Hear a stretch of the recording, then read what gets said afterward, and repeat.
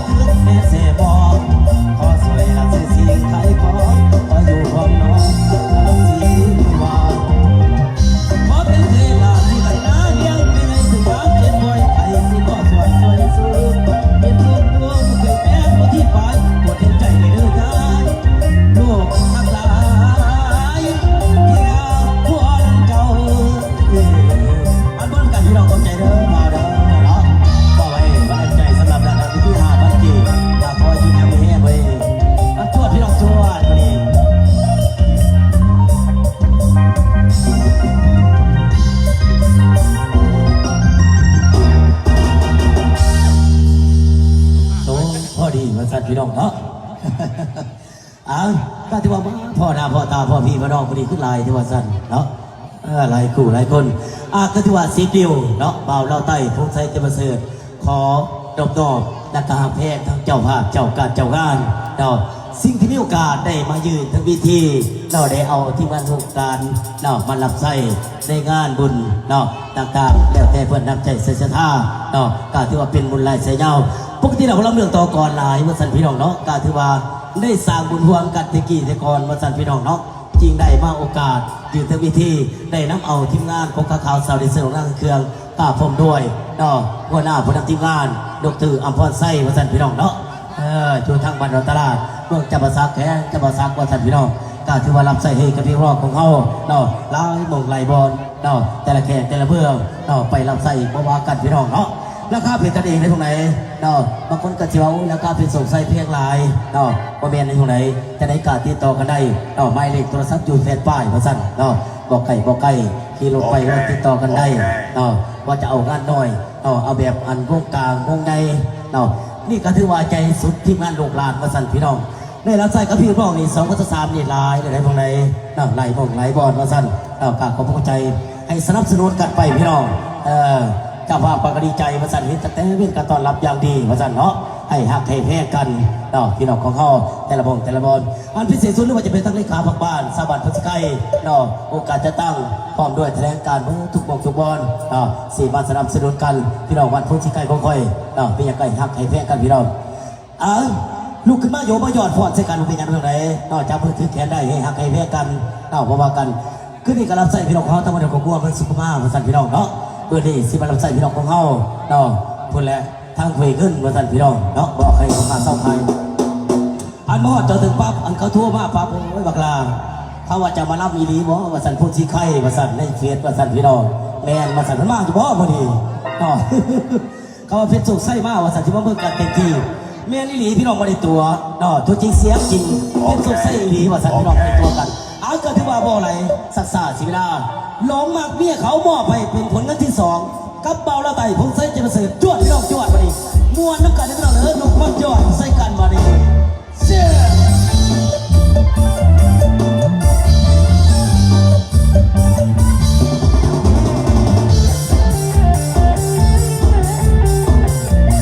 ลูกมาด้วยสาวเด้อผู้สาวผู้เบาอีเมียใส่ทะเลกันมาดิเชื่อ